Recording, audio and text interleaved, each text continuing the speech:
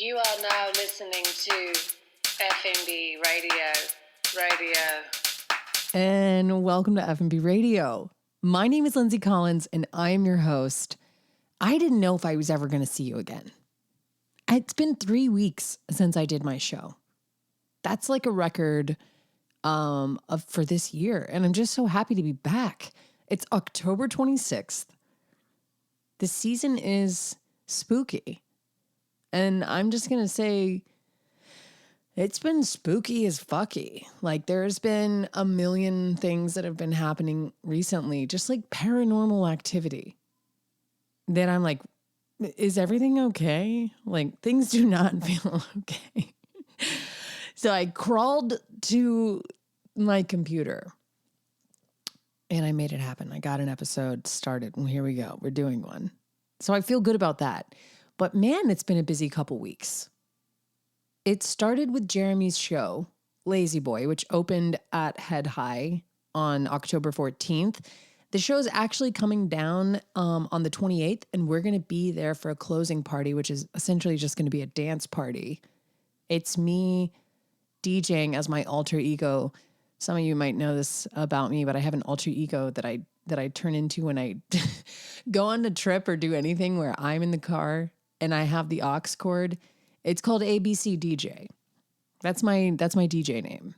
And so I'm going to be there ABC DJing, and Jeremy will be there. And it's just going to be us basically sitting at Head High, throwing a dance party, just to say farewell. And a huge thank you to everyone that came out on the 14th and everyone that's come to see the show in between. It was a major, major fun time. And I just polished off the last of that cake. No, I didn't. That cake's been gone for weeks. I'm lying. That cake was gone before we went to Maine, which, by the way, maybe is the spookiest place on earth. Here's the thing. If you're scared of stuff like I am, maybe don't go to Maine on Halloween.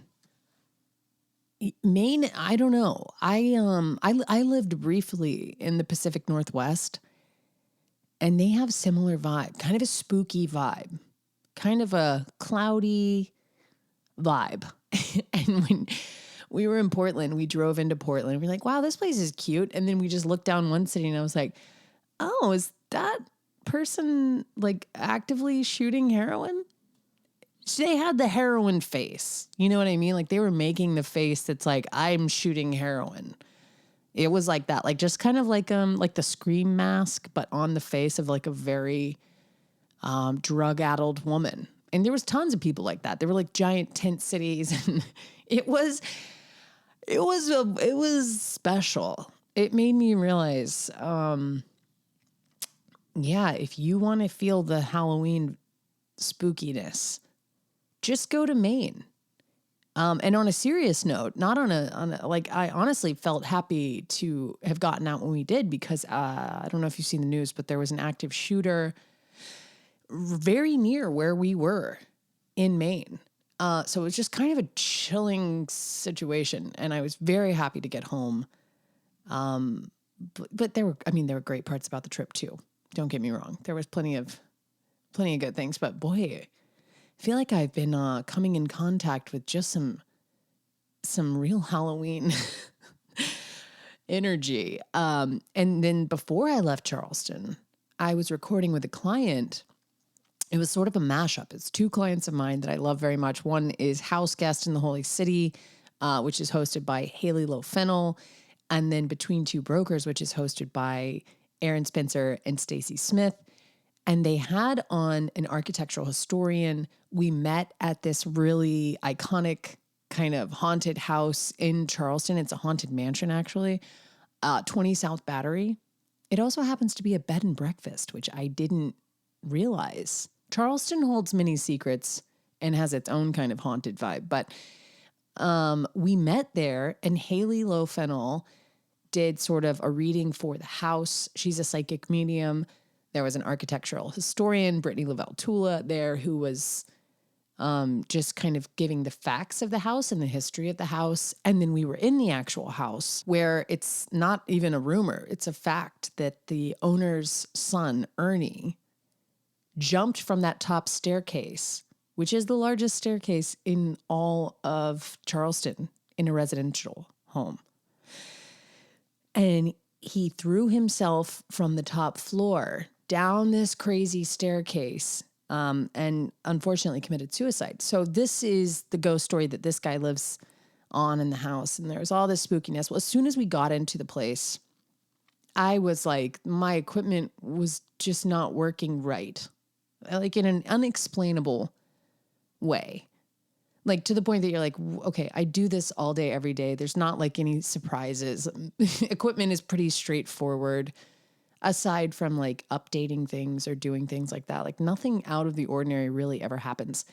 But this time I was like, dude, something is not right. I had to hold up the recording. I was like, this is, just give me a minute. I'm just checking some things. Something doesn't seem like it's working right.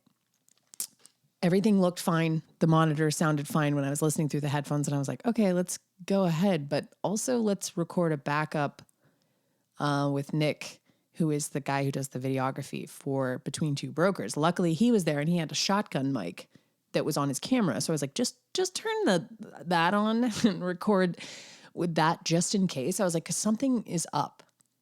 And the house definitely has a haunted vibe. And so he turns his on. I get through the recording.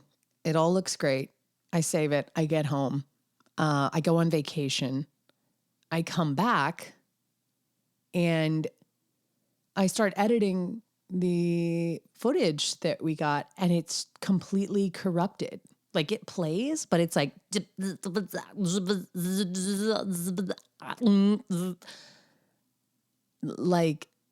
my heart just dropped. I was like, what in the actual fuck? This has never happened in the 6 years that I've been recording podcasts. I've done everything under the sun, from forgetting to save something, forgetting to hit record, for getting drunk and deleting something. Like all of those things have happened, but I've never had a file just inexplicably be corrupted.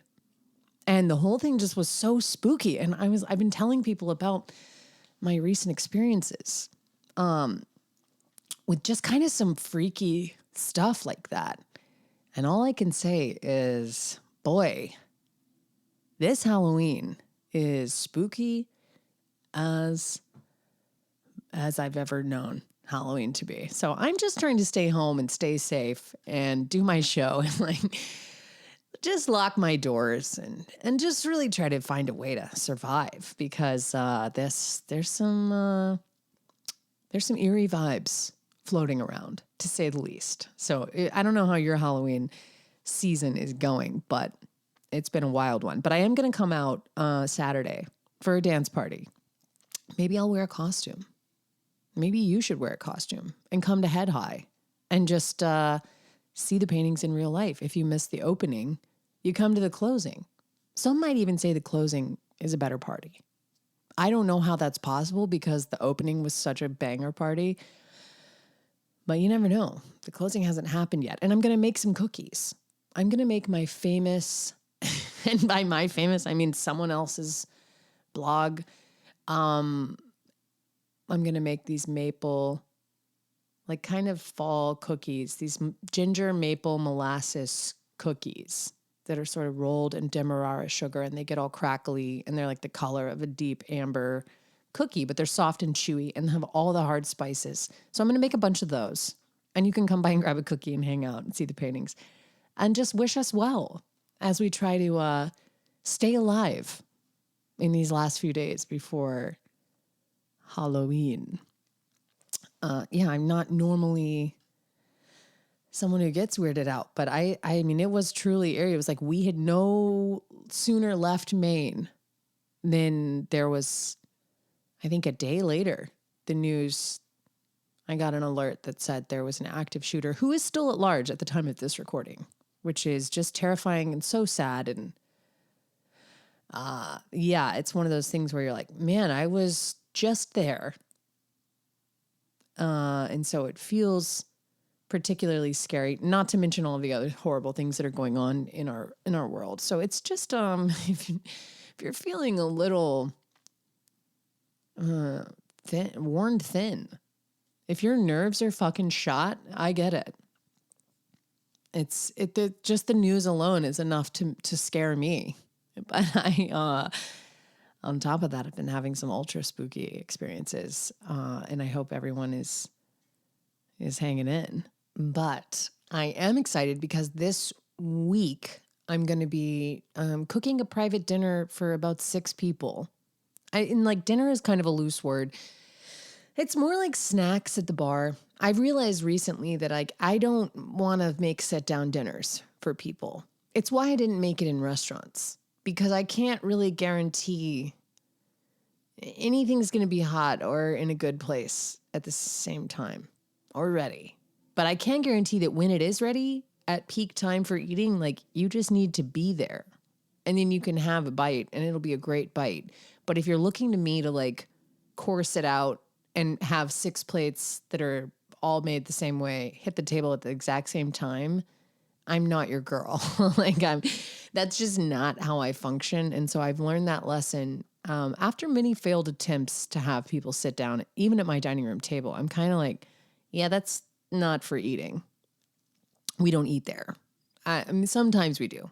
Very rarely, as a family of 5, will we sit at the table. We are almost always crowded around the bar, eating off of a cutting board. So that's like kind of, I've just accepted it as a fact instead of trying to fight it. But I got asked to make some snacks / dinner for a couple of cool gals, and I'm very excited. So I've been putting together a menu for that, and I haven't done anything like that really since skewers. So it's going to be fun to cook for people and be back in like that kind of a setting, just cranking out some snacks. It's also got me in the holiday mode already, where I'm kind of like thinking about hors d'oeuvres, small bites, quality over quantity type of thing, where I just get really excited to make small, savory, delicious, poppable snacks. So I've been working on that menu. I'm going to share it with you once I finish, because I think it's going to be really fun. But yeah, that's on Monday. So I'm going to be kind of prepping for that most of this weekend, laying low, making a lasagna. I don't know what, just Garfielding it out all over my couch and everywhere else, because I need to recharge. I need to sit by a fire and recharge. That's what's needed in this season. But one thing I am looking forward to, I love this time of year, because this is when I do most of my writing. I've talked about this before on the show, but I have a lot of, I don't know, like motivation. Like I'm drawn to writing more during this season because I can kind of huddle up in a sweater at the little desk in my room and light a candle and kind of get into a storytelling mindset. It's a lot more fun than the summertime when you're like, it's so fucking hot. I just want to be like floating in a pool somewhere. So I'm really excited to kind of get into that. And now that we will have some time back, which is just an illusion, that's just an illusion. People just say that. They're like, after this week, it's going to get easier, but it never does. And so I am trying to hold on to hope that I'm going to have like a quiet girl winter.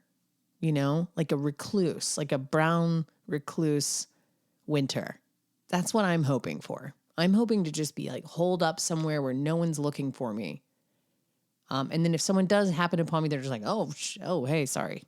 I'll be moving on. That's the kind of energy I'm putting out for the fall / winter, because I'm like, I have high hopes of capitalizing on this incredible sort of magical season that we're entering. There's a lot of magic that happens between October and December, and those high spirits, not just the terrifying Stephen King ones from Maine, but, the other ones as well. Like the more like anything's possible, that kind of magic, not just the outright, why is Maine so scary? Like, even when you're outside, you're just like, oh my God, everything you're doing, this could be the opening to a horror movie. Like, it is truly like, no wonder Stephen King was born there and still lives there. I'm like, how you could just continually write horror movies if you lived in Maine. You could just be like, And here's something that starts out like kind of normal that just immediately turns fucking terrifying.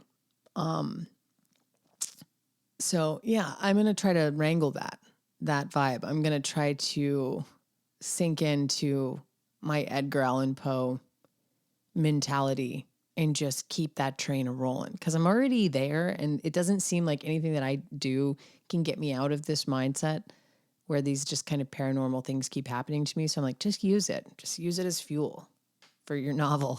Like, one of my critiques of the novel, it's a suspense thriller.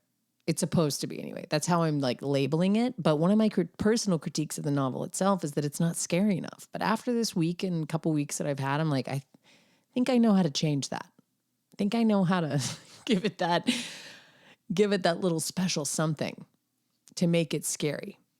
So I'm excited to do that and to get into a place where like I can get back to doing some of the things I was working on, because it has been a really busy season and Jeremy having shows and like all of this really cool stuff, but it's definitely easy to get lost in the shuffle where you're like, wait, what the fuck where am I supposed to be? Like, what is time? That's how it feels the last couple of weeks, where I'm just like, I can't figure out how time is passing. It's either really slow or really fast. I just have no grip. So yeah, I basically went insane. And, and you can tell my brain is insane now. So thanks for listening to the show anyway, because even when you're rusty, you got to get back on the horse. You can't just sit around and be like, well, it's too far gone. I can't ever get back to it. You just have to come back. Just get back into whatever it is. For me, it's this podcast. And I hope your spooky season is going well. I hope it's a little less spooky than mine. Honestly, I could dial the spooky down from about an 11 that it's at right now. I could go for like a 3 or 4. Because a lot of you don't remember this, but I never even did Halloween. I wasn't allowed to have Halloween, like celebrate Halloween as a kid. My parents were like, well, actually just my mom was like, I'm not doing that. She would turn off all the lights and we would have to go like leave our home on Halloween and go to like a Ruby Tuesdays 30 miles away. And then that was like our consolation prize. It's like, you're not going to trick or treat like all the other kids, but you are going to get to go to Ruby Tuesdays and get this just really unbelievable crispy chicken salad. It's mostly just like a bunch of bacon and cheese and fried chicken and a little bit of lettuce, a whole lot of ranch dressing, some croutons, sunflower seeds, you name it. But mostly just dressing. Very little lettuce. And that's what Halloween is to me. So maybe I'll make like a Cobb salad in honor of my conservative Christian upbringing. Which, just to set the record straight, we very much celebrate Halloween in this house, and the boys are making their own costumes and we go trick-or-treating. It's always really sweet. So that's not something that I personally carried over, but that definitely was my childhood experience, where you would just be like coming down our street. You're like, oh, what's that spooky house with all the lights off? You're like, oh, that's just the Collins house. Yeah, they don't do Halloween. So maybe I'm just a gentle scaredy cat because I never came face to face with it early on. So I'm just sensitive to that energy. Either that or someone out there has cursed me. If it's you and you're listening, please stop, because I honestly can't take any more paranormal fuck ups happening or any more just psychological terror. I'm all set. I'm all set. I'm joking, but you get the impression. I'm just saying, I don't know how I'm going to spend the rest of this last few days in October. Probably just trying to cope in whatever way I can. I ran into a friend today in the grocery store and she was like, Lindsay, and I was like, ah! She's like, whoa, sorry, did I scare you? It's like everyone keeps scaring me accidentally, which is not their fault. It's my fault. I'm like, somehow I'm very on edge. And so it's prime time to just really get a good reaction out of me. If you're like one of those people that enjoys scaring people, just find me just doing something. Just see me in a Whole Foods. Run up behind me. I might scare you with my reaction. You might be like, Jesus Christ, I didn't mean to do all that. But that's where I'm at. I'm just a mess. Just a cookie making mess. I can't wait to get in this kitchen this weekend and bake. That always helps me kind of come back to zero, just like it just soothes my nervous system. Just calms my nervous system. And I think that's in order. But anyway, thank you so much for listening. I promise to be back with a fresh, hot, new episode next week. And you can rate the show. You can review the show. You can go to Apple and you can try to review it on Spotify too. You can do either. And leave a little love note for me, telling me if you're the person that cursed me. You can even DM me and be like, sorry, that was me. My bad. I'll stop. And I'll be like, cool. No problem. Thanks for letting me know. And I'll see you next week for reals. Bye. Bye.